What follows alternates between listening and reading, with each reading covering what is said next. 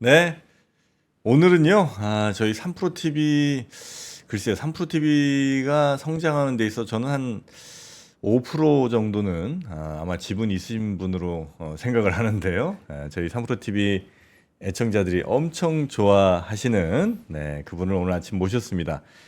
VIP 자산운용의 최준철 대표님 나오셨습니다. 어서 오십시오. 네, 안녕하십니까. 네, 오랜만에 뵙습니다. 네, 제 지분을 인정해 주셔서 감사합니다. 아유, 예, 사실 더 되는데 그냥 조금 줄여서 말씀드리는 거 충분합니다. 달라고 할까봐.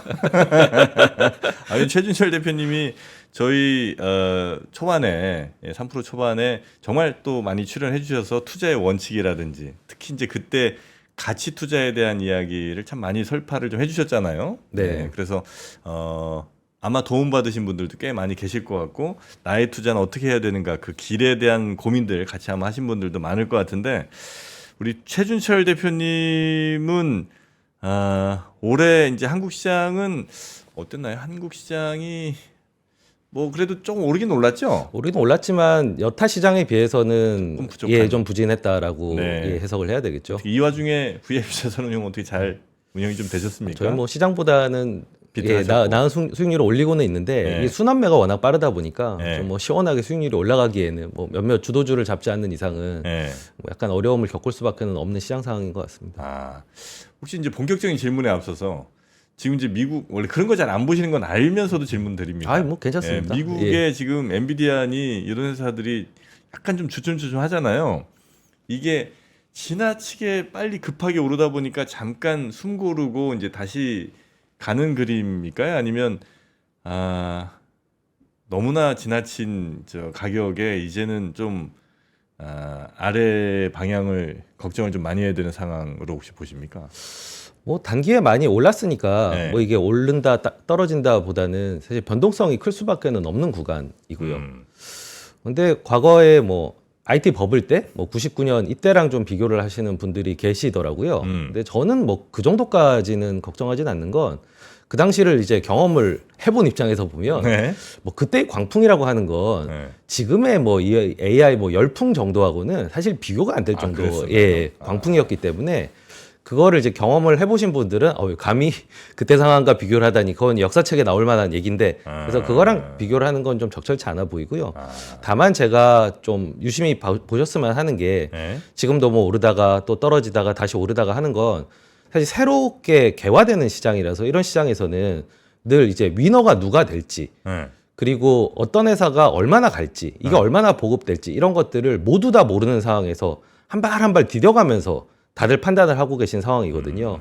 근데 이게 과거에 이제 IT 버블 때를 보면은 뭐 버블이라서 문제도 있었지만 네. 실제로 그때 많이 최종 승리자가 될 거라고 생각해서 많은 주목을 받았던 회사들이 네. 시간이 지났을 때는 정작 그 주인공이 아니었던 경우들이 많이 있었습니다. 요즘은 검색만 하더라도 뭐 야후, 인포시크, 뭐 라이코스 이런 회사들이 있었지만 네. 나중에 뚜껑 열어보니 그 당시에 이제 대학교 연구실에서 그 일하고 있던 박사생들이 만든 구글이 사실은 그 판을 다 엎을 준비를 하고 있었고 이런 식으로 판이 뒤집어지는 게 사실 이런 새로 개화되는 시장의 묘미이자 또 주목해서 보셔야 될 리스크라고 생각합니다. 지금은 너무 명백해 보이는 시장 위너들이 어쩌면 3년 5년 후에는 흔적도 없이 사라지거나 아니면 저 밑에서 뭐 빌빌될 가능성도 없지가 않네요. 네, 그만큼 이제 뜨거운 시장이라고 하면 주식 투자자들만 뜨거운 게 아니라 실제 사업을 하거나 창업을 하시는 분들도 그렇지, 마음이 그렇지. 뜨거울 텐데 네. 그분들의 도전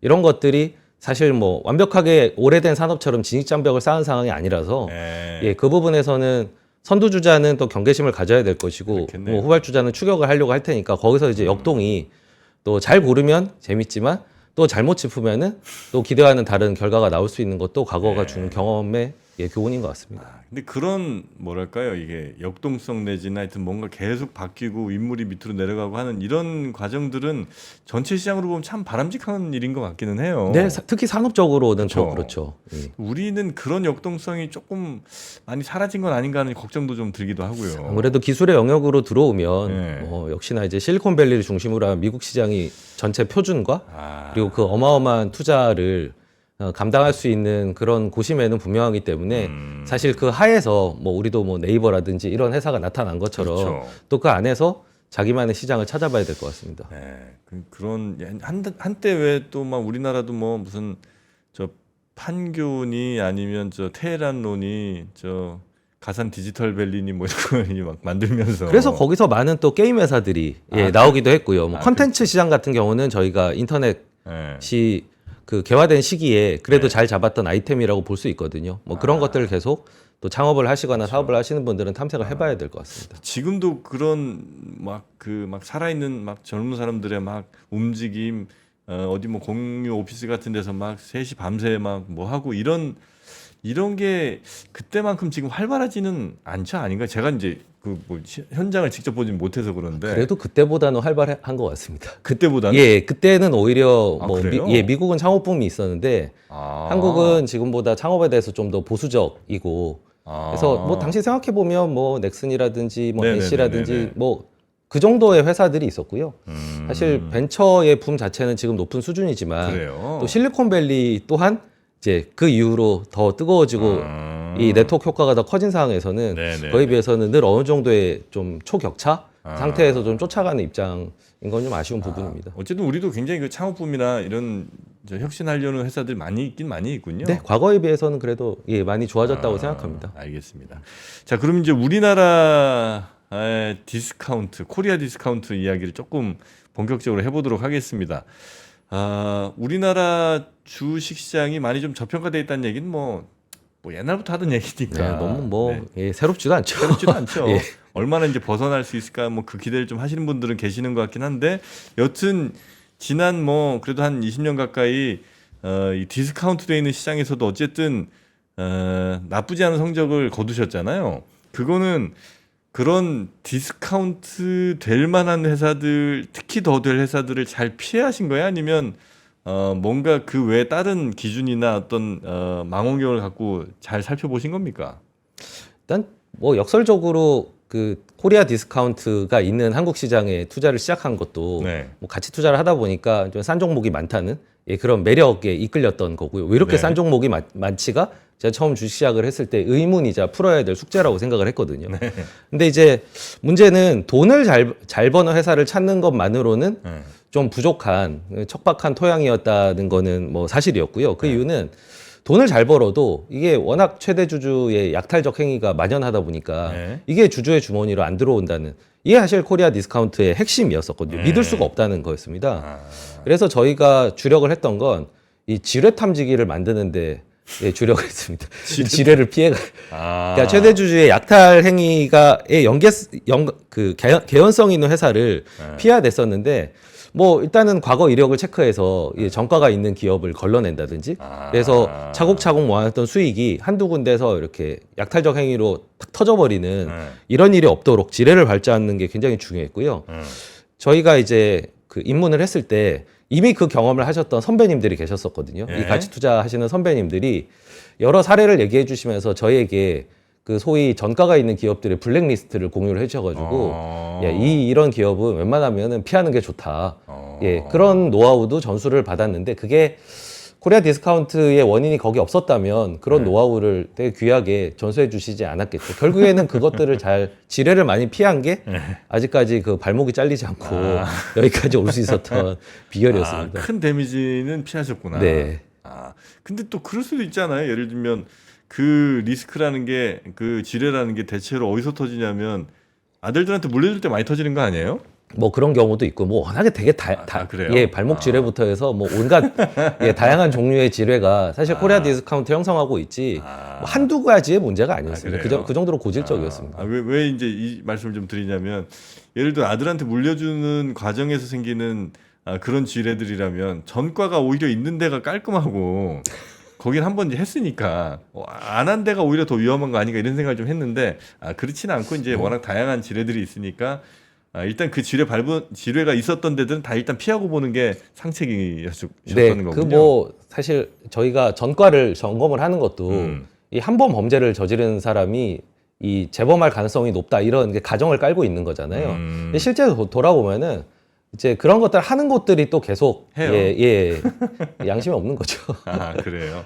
근데 뭐 그 사람들의 양심에 우리가 기댈 수는 없는 거고 사실은 맞습니다. 예. 그런 잘못을 저지른 사람을 잘 처벌했다면 그런 잘못을 설마 옆에서 그렇게 터지는 거 보고는 안 하겠지. 근데 이제 우리는 그걸 잘 안 했으니까 쟤네들도 하는데 우리가 안 할 이유가 없잖아. 이제 이렇게 하는 거 아니겠습니까? 실제로 네. 가장 만연했던 뭐 아까 상속 관련해서도 가장 네. 많이 했던 게 터널링이었거든요. 대표적으로. 터널링이 뭐예요? 예를 들면 회사를 하나 만들어서 거기 이제 아들 지분을 태워놓고 거기에 이제 일감을 몰아주는 형식이. 그렇죠. 예, 그러니까 본 기업에 우리가 투자하는 상장사의 이익을 편취하는 행위를 얘기를 하는 건데 그거는 많이 좀 그래도 사라지게 된 것 같습니다. 사라졌어요? 왜냐하면 법적 처벌 사례가 계속 누적이 되면서 특히 이제 뭐 큰 대기업의 뭐 최대 주주라든지 이제 이런 분들에게 징벌이 가해지는 걸 보면서 이거는 이제 좀 많이 그 완화가 되기는 했는데 뭐 그거를 빼고 나머지는 또 여전히 많이 남아 있는 상황이라서 좀 아쉽긴 합니다. 그 약간의 징벌이라고 터널링이라는 볼수 있죠. 거는 어떻게 처벌하는 거예요? 예를 들어서 아들 이름으로 회사 하나 만들어요. 그래서 이 회사가 뭐 아까 뭐 햄버거 회사인데 내가 햄버거 회사인데 아들한테 패티 납품하는 걸 시켜. 그래서 패티는 다 이쪽 회사에서 받아요. 높은 값을 주고. 이거 어떻게 처벌해요? 일단은 공정거래, 예. 예, 공정거래위원회에서 보는, 그러니까 공정한 거래가 아닌 거죠. 내부 거래 가격과 외부 거래 가격이 다르다라는 공정거래위원회가 나서서 처벌을 하는 부분이 있고요. 또 한 가지는 얘네 패티가 너무 맛있더라. 우리가 먹어보니까. 근데 이제 보통 이제 그런 회사들이 신생 회사고 네. 사실 이쪽에 있는 걸 띄워다가 이쪽에 그 붙인 거고 네. 또 모 회사를 바라보고만 사업을 하면은 사실 경쟁력이 없죠. 그렇게 생겨날 리가 거의 없습니다. 예. 예. 그리고 이제 우리나라에는 또 특이하게 횡령 배임 이슈도 많죠. 예, 법이 있거든요. 예. 예, 거기에 또 이제 걸릴 가능성이 어쨌든 그래요? 돈을 이쪽으로 바깥으로 빼돌린 거기 때문에 예, 그런 식으로 근데 그 처벌이 잘 이루어지지 않거나 횡령 배임이 되더라도 이제 무죄 처벌을 받는 경우가 많았는데 이제 실제로 그게 좀 더 엄격해지기 시작하면서 터널링은 많이 퇴조를 했는데 그래요? 예, 나머지 제가 말씀드리고 싶은 두 가지가 뭐예요? 여전히 예. 예, 첫 번째는 예. 그 우리나라의 합병은 대부분 계열사 간 합병입니다. 그러니까 미국에서 일어나는 합병 뉴스들은 대부분 타 기업 간의 합병이거든요. 그렇죠. 근데 우리나라의 합병은 대부분 계열사 간의 합병입니다. 그러네. 예. 근데 계열사 간의 합병이라고 하는 게 예. 사실 한쪽에서 합병을 결의했을 때 네. 이쪽에서 나한테 불리한데라고 하면 피합병 회사는 뭐 거절을 하거나 부결을 시키거나 이렇게 해야 되는데 위에서 통제를 하고 최대 주주가 동시에 영향을 끼치다 보니까 이게 그냥 불공정한 가격 비율로 합병이 되는 케이스. 뭐 예를 들면 과거에 뭐 삼성물산이라든지 뭐 동원산업이라든지 최근 같은 경우에는 대표적으로는 두산, 뭐 SK, 예, 이런 데들이 여전히 사실은 현재 진행형인 상황들이 벌어지고 있고요. 한쪽이 불리해도 거부할 수 없는.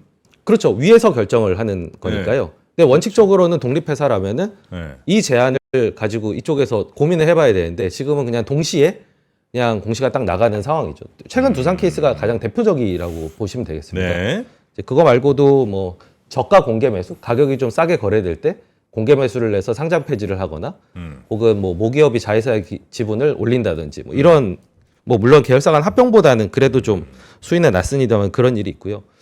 그리고 이제 두 번째 코리아 디스카운트의 원인으로 여전히 이어지고 있는 건 이건 앞의 사례보다는 뭐 법적으로 정말 명백하게 잘못됐다까지는 아니지만 교과서적으로 봤을 때 혹은 미국 기업들이 하는 것과 비교했을 때는 이 ROE를 떨어뜨릴 만큼의 과잉 자본을 쌓아놓고 있는 거, 예, 이 부분이 가장 그 또 디스카운트의 원인입니다. 뭐 재투자처가 없는데도 그냥 자금을 손에 쥐고 주주들에게 돌려주지 않는 예, 이런 회사가 행위들이 돈을 벌어서 이제 회사에 돈이 쌓이면 원래는 좋은 곳에 투자를 해서 더 많은 이제 이익을 추구한다거나 이런 이제 행위를 하거나 아니면 특별히 투자할 게 없다면 우리 전체 주주들에게 이익이 좀 골고루 원래 이제 주식회사라는 게 그런 개념인 거니까 이익을 이렇게 분배를 해줘야 되는데 그런 걸 안 하고 그렇죠. 그냥 돈을 계속 쌓아둔다고요. 그러니까 미장을 좋아하시는 분들이 국장과 비교했을 때 가장 방점을 두는 부분이 이 부분이거든요. 네.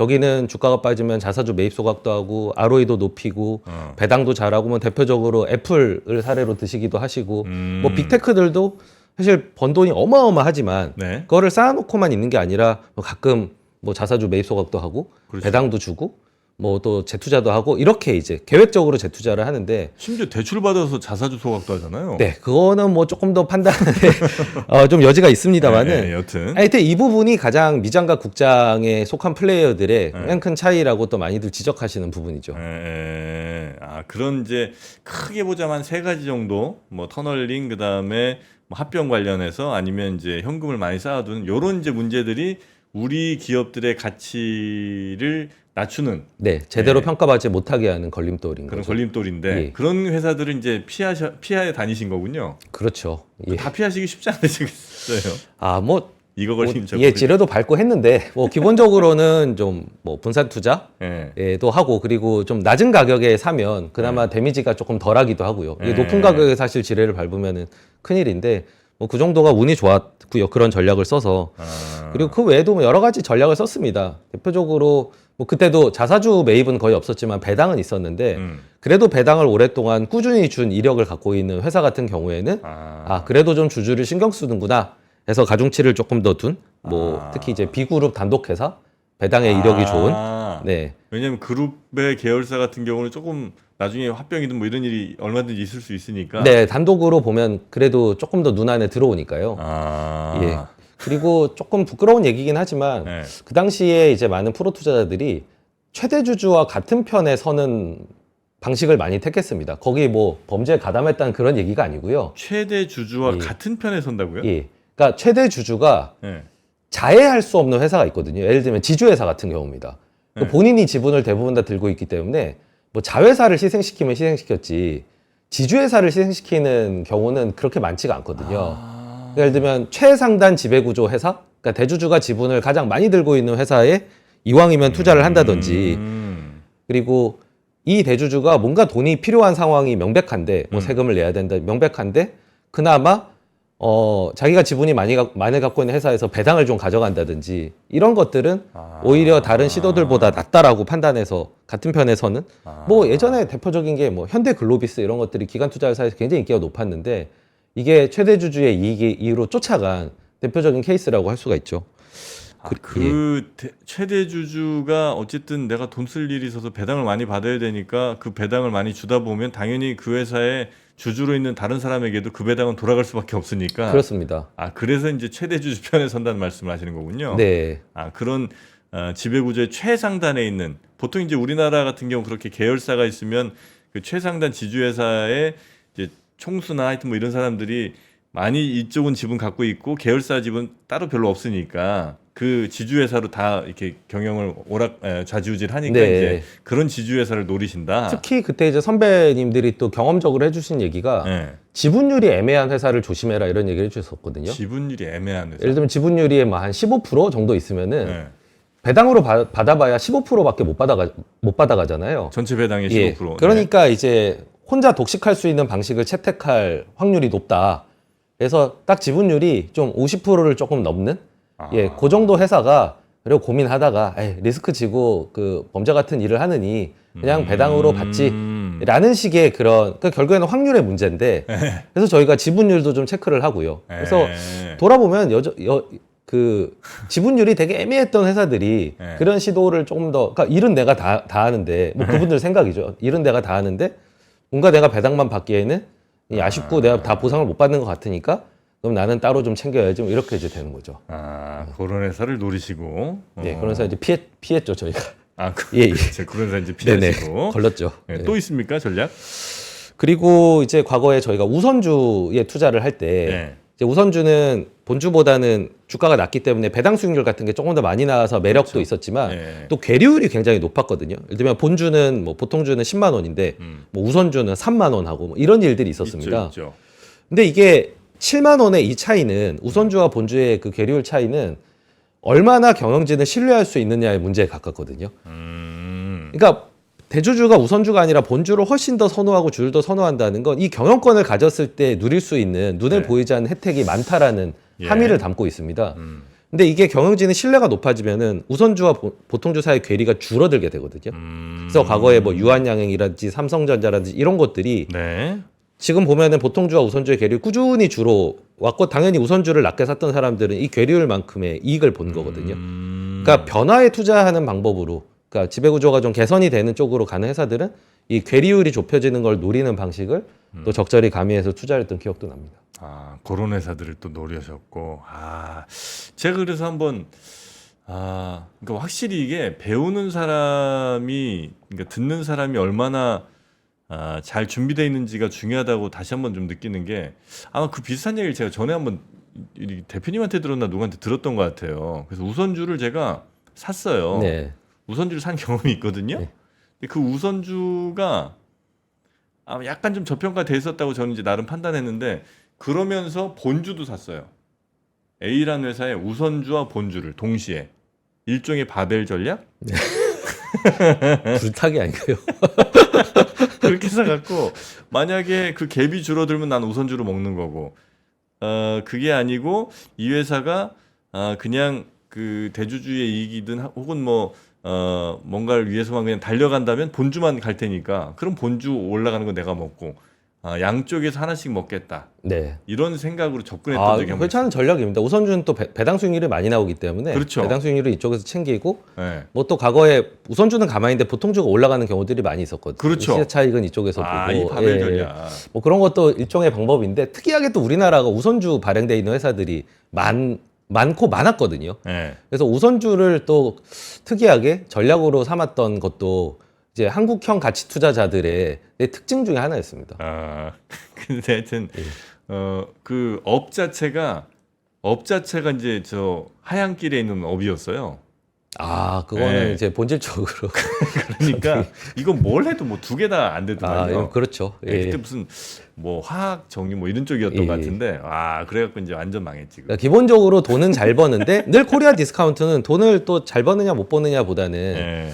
약간 종특으로 보는 거는 돈을 잘 벌어도 이게 주가에 반영이 안 된다는 문제를 지적을 하는 거잖아요. 그 부분을 추가적으로 체크. 근데 가장 본질적인 건 일단은 회사 자체가 좋아야죠. 그렇죠. 예. 네, 그걸 제가 놓쳤어요. 근데 회사가 좋은데 주가가 못 오르는 거를 답답해 하시는 분들이 많으시고, 이분들이 이제 지적하시는 게 코리아 디스카운트죠. 네. 요런 전략들을 쓰시면서 하여튼 지뢰 피하고 최대한 그 회사 이력을 봤을 때 배당도 꾸준히 좀 많이 높여왔던 그런 회사, 특히나 이제 그룹사가 아닌 단독 회사에 투자를 좀 하시기도 하고, 혹은 최대 주주, 그 여러 계열사들의 최정점에 있는 지주회사의 최대 주주와 같은 편에 서는 전략을 쓰시기도 하고, 그 다음에 지배구조 변화가 좀 있는, 그래서 조금 더 건전해지는 회사의 우선주에 투자하시기도 하는 이런 전략들을 이제 쓰면서 지금 저평가되니까 코리아 디스카운트로 고생하는 이 시장에서 나름의 좀 시장을 이기는 전략을 쓰신 거군요. 지금 이렇게 정리를 해주신 걸 들으니까 네. 참 발악을 했구나 이런 생각이. 해야죠. 조금이라도 이익을 얻어야죠.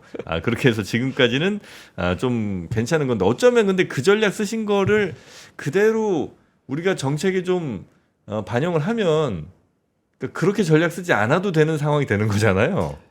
그러니까 이제 우리가 평화의 시기라고 하면 이제 상징적인 행위로 하는 게 이제 지뢰를 다 파내고 그 비무장지대의 지뢰를 파내고 뭐 이런 이벤트를 하잖아요. 그것처럼 이제 지뢰 탐지기가 필요 없는 시장이 되어야 됩니다. 그게 이제 코리아 디스카운트가 사라진 시장일 텐데, 요거는 제도적인 뒷받침이 필요합니다. 그러니까 아까 제가 말씀드린 대표적으로 그 계열사 간 합병이라든지 저가 공개 매수 이런 것들을 바로잡기 위해서는 많이 들으셨겠지만 이제 3법 개정, 최근에 3프로에서도 이제 쇼츠 공모전도 하고 했었는데, 이제 회사뿐만 아니라 전체 주주의 비례적 이익을 보호할 수 있는 그런 상법 개정이 필요하고요. 그래야지만 이게 잘못된 의사결정이 됐을 때, 이런 큰 자본 배치들은 대부분 이사회에서 결정을 하거든요. 그러면은 우리가 소액 주주로서 피해를 입은 분들을 이사들에게 손해배상을 물을 수가 있어야 됩니다. 사실 미국의 안전장치라고 하는 거는 그 부분이거든요. 이게 사실 본질인데, 그죠? 그렇죠. 이 근거가 없으면은 사실 두산 같은 문제도 그렇고 저런 문제들을 바로잡을 수 있는, 화는 낼 수는 있는데 실제로 그거를 보상받거나 혹은 어떤 하나의 사례로 만들어서 그거를 재발을 방지하게끔 하는 그런 식의 역할을 할 수가 없습니다. 그래서 다들 상법 개정을 얘기를 하시는 게, 이런 아픔을 겪으셨던 지뢰를 밟아보신 분들 입장에서는 이게 어떻게 하면은 이거를 재발을 방지할 수 있을까로 봤을 때는 상법 개정밖에는 방법이 없다. 이게 가장 기초가 된다고 생각하기 때문에 그렇게 힘을 줘서 강조를 하는 겁니다. 저도 그러니까 이 정프로가 전곡을 제대로 찔렀네요. 항상 저도 이제 그 얘기를 하거든요. 뭐 여러 가지 좋다. 밸류 프로그램 좋고 뭐 무슨 혜택 주고 뭐 이런 게 다 좋은데 가장 기본이 되고 가장 중요한 이거 안 바꾸면 어떻게든 꼼수 부려서 뭔가를 하려고 하는 그 움직임을 막기가 매우 어렵다. 그리고 나중에 이제 뭐 이게 일이 커지면 뭐 언론에서 보도 많이 하고 저 주주들 막 들고 일어나고 하면